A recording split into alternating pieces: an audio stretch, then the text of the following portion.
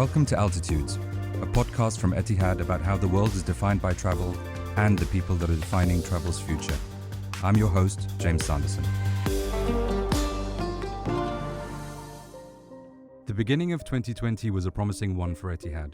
The first quarter of the year saw record passenger numbers as the airline flew over 3.4 million passengers all around the world. Fast forward to Q2, and that number had dropped by an unprecedented 99%, reaching just above 30,000 passengers. Such a massive drop in passenger numbers in such a short space of time was unheard of in the history of aviation, but Etihad wasn't alone. Every airline in the world saw aircraft grounded, flights cancelled, and passenger numbers dwindle as a result of COVID-19. So, how does an international airline survive when the world stops traveling? When will the world open back up again? And just how different will traveling be post-pandemic? Joining us to help answer these questions is Tony Douglas, Group Chief Executive Officer of Etihad Aviation Group. Formerly the CEO of Heathrow Airport and having served in the UK Ministry of Defence, Tony is no stranger to tough situations. We'll ask him how he navigated this situation, what lessons he's learned, and what he believes the future holds, not just for Etihad, but for the travel industry as a whole.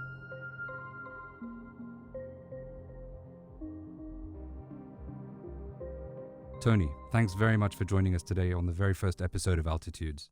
Hello, everybody, and I hope you're staying very safe and well. A simple question to start off with. Do you remember when you first heard the term COVID-19? It's a great question because it was coronavirus. I think COVID-19 was the kind of rebrand as the media globally took a hold of it with real energy. My recollection takes me back probably to the back end of January and things that were going on at that time in Wuhan and China in particular. I was looking for a handrail to try and get some sense as to what this might lead to. Like many, the reference points in my mind was SARS and MERS. Whatever I was thinking at that stage, it has been a massive multiple bigger in every dimension, but that's the nature of challenges like this. There probably isn't a single person who hasn't been affected by this pandemic. So before we get into the business side of things, how have you and your family been holding up through all of this? Did any of them get caught up in the lockdowns or border closures internationally? Well, the whole Douglas household is in the Douglas household in Abu Dhabi. Alhamdulillah, thanks to God, that was the case, because certainly on a personal level for me, it would have been an awful lot more difficult had that not have been the case. I think, as you rightly said, everybody has been affected by this in one way or another. And I think it's important, therefore, like everything else in life, to put things into perspective. Health and family are, the big foundation stones. And I honestly believe that all other problems, be them big or small, can be resolved.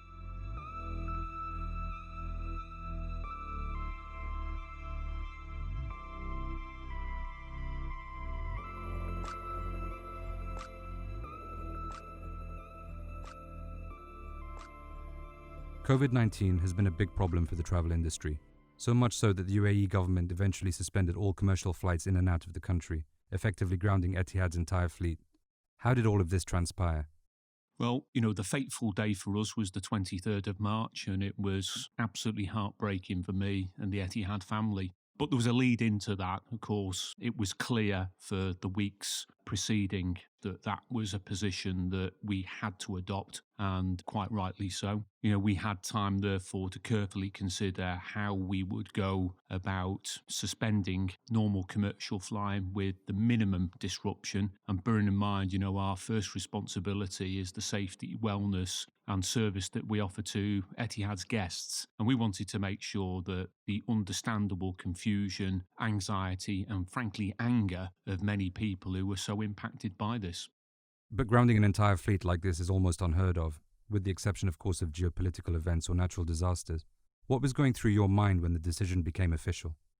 The immediate thing that was going through my mind is how you turn a massive negative into an opportunity, and to try and think, like all good chess players, 6 or 7 moves ahead. So before we grounded the fleet, we established 4 specific projects.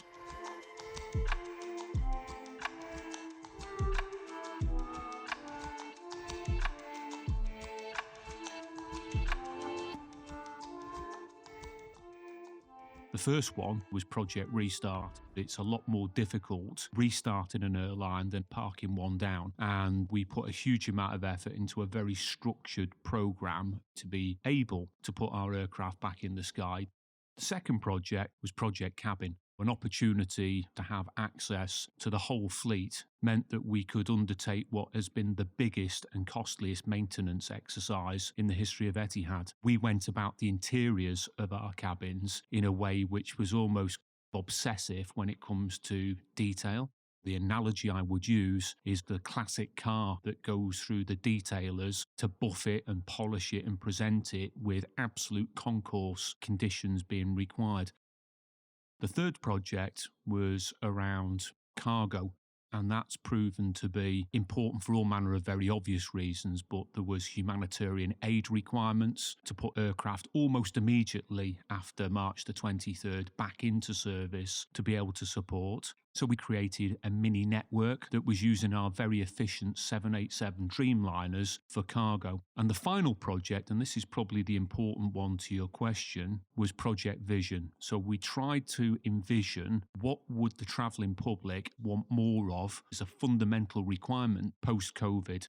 Etihad Wellness has taken us on a journey where we redesigned our product such that it is contactless from a physical point of view. The cleanliness and almost surgical standards of hygiene that are presented are assured, all the way through that we've retrained all of our amazing cabin crew such that we've now got dedicated wellness ambassadors on board. And those wellness ambassadors are there not only to give the guest absolute assurance in terms of how we can make the flight a safe flight in every aspect, but also to be there as the person who can respond to questions and wherever necessary give aid to the people who are flying with us.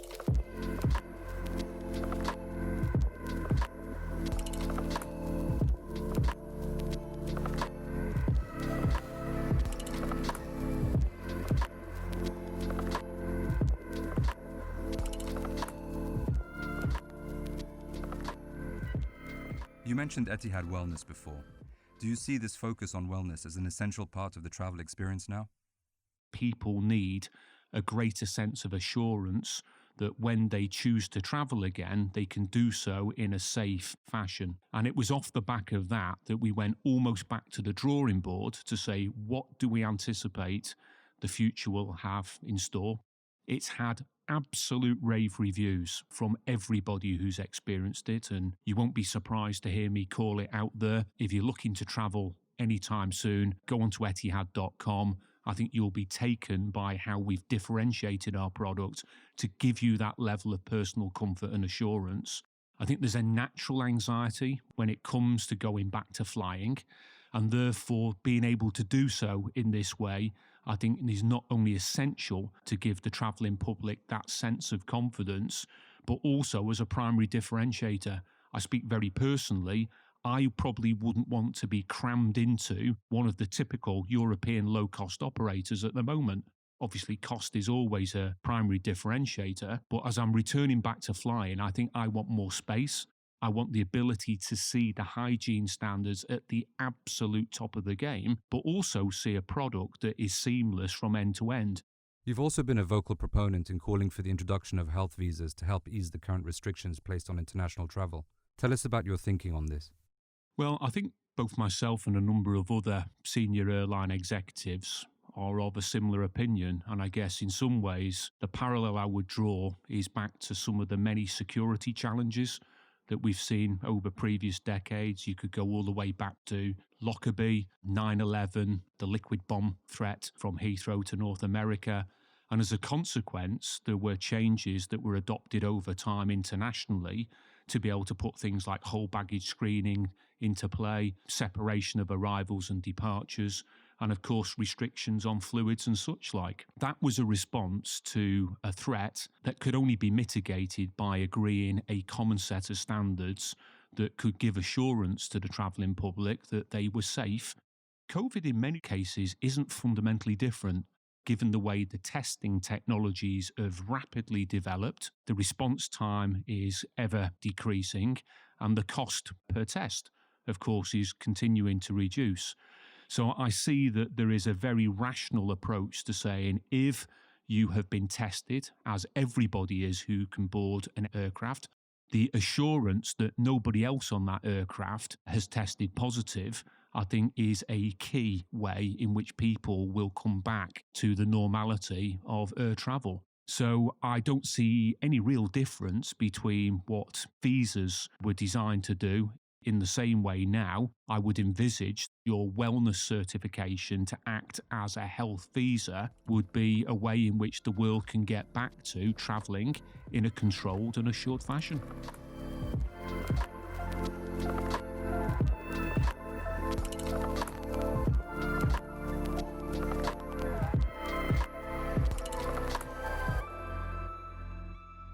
When I first met you, you said that in your career you've been somewhat of a chameleon and have had to adapt to new roles and situations. You've definitely had a very colourful career.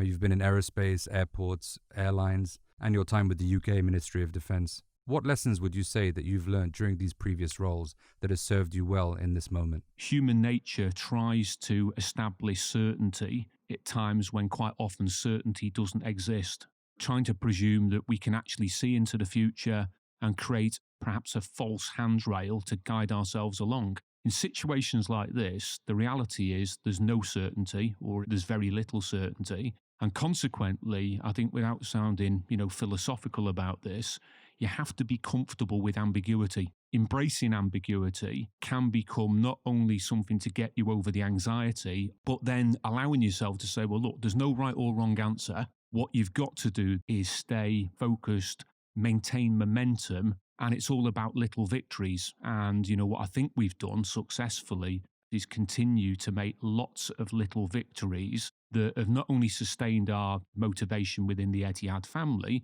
but the remarkable progress that has been made in the most difficult of times. So what do you predict will be the long-term changes that will come to the workplace because of all of this?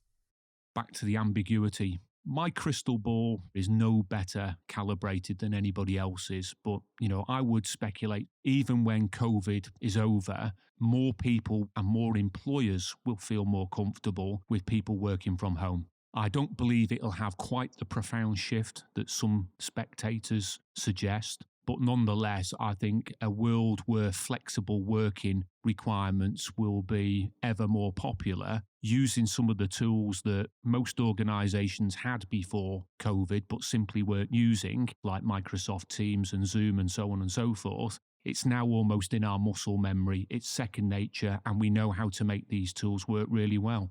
There's also a very commercial conclusion to draw from this. Why would you have very expensive real estate that you have to pay premium for when perhaps we could actually downsize our real estate footprint and allow people the flexibility at the same time to work from home as part of that combination? So I think there'll be sizable changes in that regard. And what about business travel? Obviously, that's very relevant to an airline's core business. What changes do you see coming there? Globally, the idea of flying for a 3-hour meeting, let's say to New York, but it takes 3 days from door to door, given that those meetings at the moment are being carried out on Teams or Zoom, is going to have some impact on business travel. Having said that, I've observed in previous global security-related crises that whilst that does have an impact for a period of time, there's nothing better than doing the deal in a very interpersonal way, where there's a social aspect to it. You can spend time eye to eye. But I don't deny the fact that the world has been forced to embrace some of these tools like Teams and Zoom all at the same time is almost certainly going to have some impact on the way in which business travel used to operate.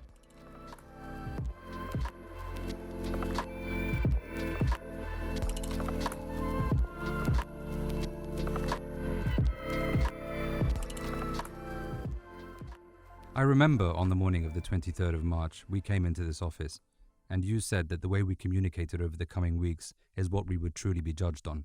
Looking back over this time, would you say that Etihad fulfilled that commitment to its guests?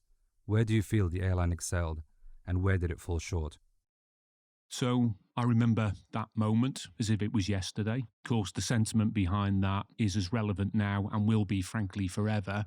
Brands are determined by their values and their behaviour. And I just wanted to remind our organisation that that would always be the Etihad way and our default. Having said that, I guess, your question around what do I think we've done where we've excelled, and maybe with Professor Hindsight's hat on, what might we have done more of? I think where we've excelled is trying our level best to communicate as actively as we possibly can. We've done major upgrades on Etihad.com. We've done major upgrades on the Etihad app.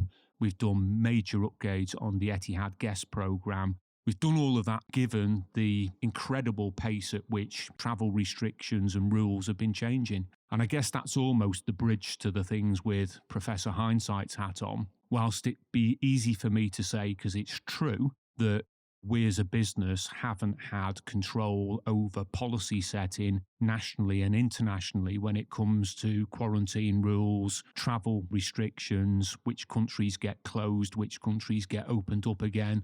Back in April and May, the rules could have been changing 5 or 6 times just in a week alone. And as a consequence, I always felt like we were letting the guests down because you have bought a ticket, you had a travel plan, and the question you wanted to ask was, am I able to do so? And what restrictions will I be subjected to? At times, to be quite honest, we weren't able to articulate that as crisply as we would like because the goalposts were continually moving. Now, I think the good news is there's a lot of that now that is starting to slowly normalise. And I think as ever, what we'll do is our very, very level best to engage and communicate with our guests. And we're going to put all of our energy in making sure that that's absolutely up to date.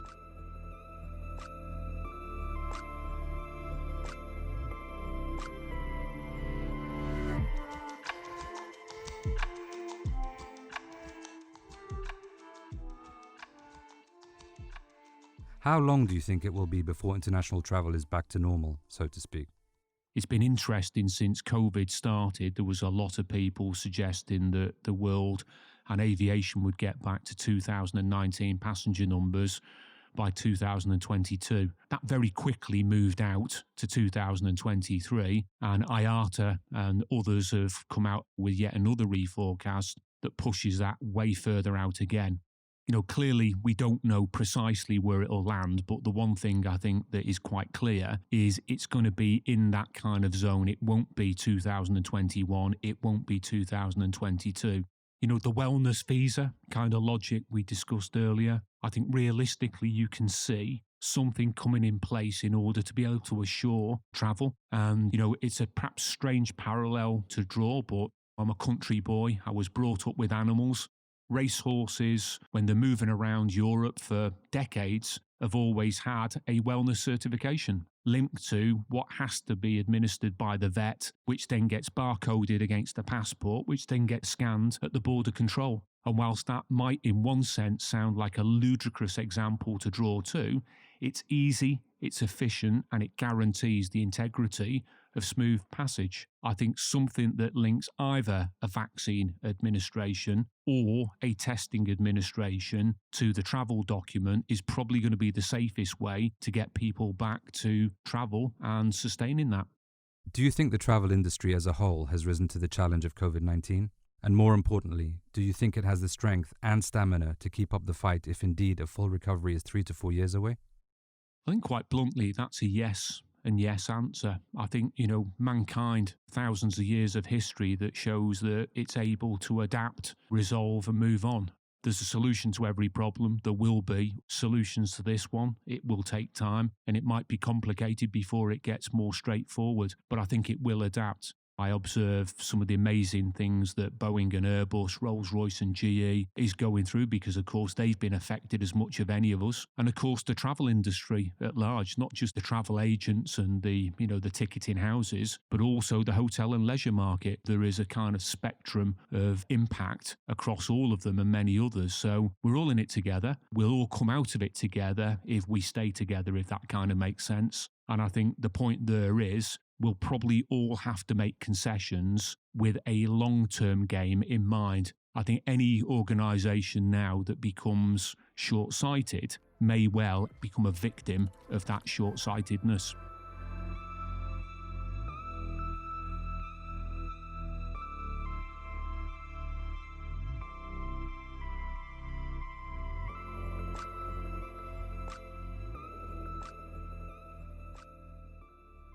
We've touched on Etihad's fleet being grounded already, and since operations have resumed, there's one aircraft that is missing, and that's the Airbus A380. The Etihad A380 holds a very special place in many travelers' hearts. Looking back to 2014 when Etihad first introduced it, it was hailed as revolutionary, setting new benchmarks in cabin design and customer experience. So the question is, and I'm sure many travelers will want to know, will we ever see the Etihad A380 fly again? So everybody loves the A380. It's resounding, the product that it presents and the grace in which it does so. It was, for such a long time, the pinnacle, the industry leader. As you pointed out earlier on, sadly, my career's gone for far too long. And I recall 30 years ago, I was the manufacturing director of the Avro 146RJ, which was a 100-seat, 4-engined regional jet. And I guess, sadly, all the way back 30 years ago, I learnt one simple economic fact. Anything with more than 2 engines is sadly not going to be able to sustain itself going forward, particularly if your brand is as serious about sustainability as Etihad is. The 787 Dreamliner is massively, massively more efficient per seat kilometre than the A380, and everybody knows that. So we're heartbroken to see R380s parked up. The question as to whether they'll ever fly again, to be equally direct about it, I'd say the jury's out. I think it's heavily handicapped by 2 engines too many and other aircraft that can do the job far more efficiently, far more sustainably. So I'm not trying to rule out the 380. It would break my heart even more to do so at this stage. But in the same way that, 747s have finally been retired pretty much everywhere, I think we're probably going to see now an acceleration of the same with the global A380 fleet.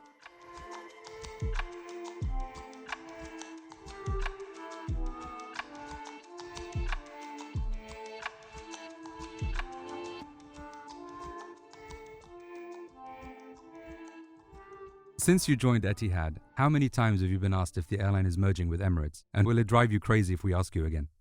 So I'd almost say if I had $1 for every time I've been asked that question, I guess if Tim Clark was given $1 for every time he's been asked the same question, between the two of us, we'd be able to resolve the balance sheet challenges that airlines have got everywhere at the moment. The simple reality is it's a predictable and obvious piece of speculation.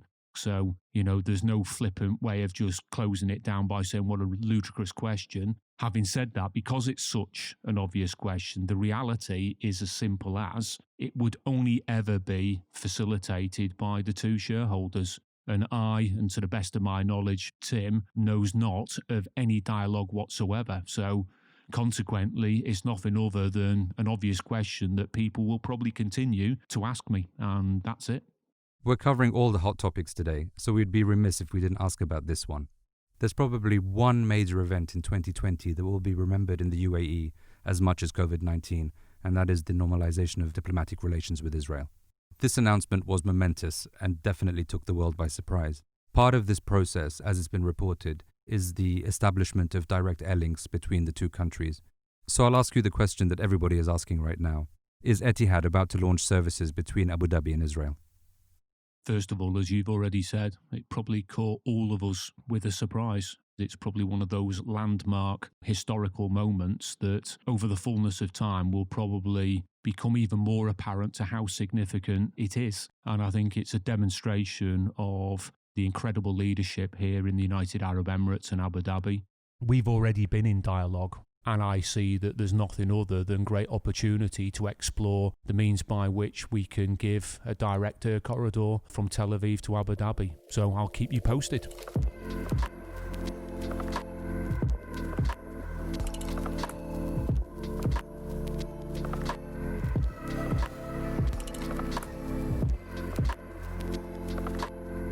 You've no doubt heard many stories from pilots, cabin crew, and other staff members during this time. Have any touched you emotionally? And are there any that stand out in particular in your mind? Could probably keep this interview going for the next 2 days in answering that one question, because organisations have heroes all around us who do things for the right reasons, and more often than not, way over and above the call of the normal day job type of thing. We've got thousands of them, to be quite honest, and I mean thousands of them. When we put flights into Wuhan on a humanitarian mission, it was all volunteers. It wasn't orders, it was volunteers. When the UAE sought for volunteers to support the medical profession, the call centres, distributing food to people in real need, we ended up with thousands of volunteers. We've all had big salary sacrifices. We've all been in lockdown ourselves, but that hasn't deterred hundreds and hundreds of members of the Etihad family looking after other people and supporting the community and supporting our business. Some of them literally are tear-jerking. And for that reason, I'm not going to invoke them now, so I won't get terribly specific, other than to say organisations are defined by their culture. The culture is defined by people, and we've just got such an amazing family that in a situation like this has just shown what they really care for. Is there anything that you've read lately that has helped you throughout all of this? I've not really had a lot of time for reading, all told. The only one that springs to mind, because I actually have read it again this year, and it's a personal favourite of mine. It's called Endurance, and it's the story of Ernest Shackleton going to the South Pole. Endurance is the name of the ship that they went in, which then got trapped in the ice, and as a consequence, they spent almost a year getting back. Absolutely amazing story of human endeavour to survive, and also the mental will, because it was written from Shackleton's diaries, and there was times in his diary he was admitting that the situation was not just perilous, it was impossible, and he never ever revealed that to anybody other than the diary, because to have done so, in his opinion, would have then given people a situation where they could have given up hope. And of course, in this particular case, I think it was that hope, that focus, that perspective that rescued them. It's a delightful read. Well, I can definitely see a lot of parallels between that situation and this one. Yeah. So knowing what you know now, what advice would you give yourself if you could travel back to 2019? For me, it'd be a really simple one, and I say it half tongue-in-cheek, and that would be, I wish I and the Douglas family had travelled a lot more personally in 2019, because I'm really missing it in 2020. So the sooner we get back to the normality and the joy from flying, you don't realise how much you miss something until it's taken away. If I could have done anything differently last year, I would have made sure I'd have got at least 3 or 4 more destinations in.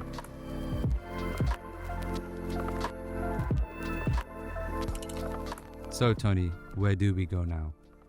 I think where we go now is, as we said before, we stay focused, we respond to the ever-changing nature of this challenge, and as countries open up, as the market starts to come back, step by step, we present Etihad with its wellness proposition to be the airline of choice. And quite frankly, there is no blueprint on the shelf. There's no book on this one. There's no map. It's all uncharted, and I think, get over that and embrace it. And if we can embrace it, I think it might actually be more of a joy than it is sometimes when it feels like just solid pain. We'll come out of this stronger.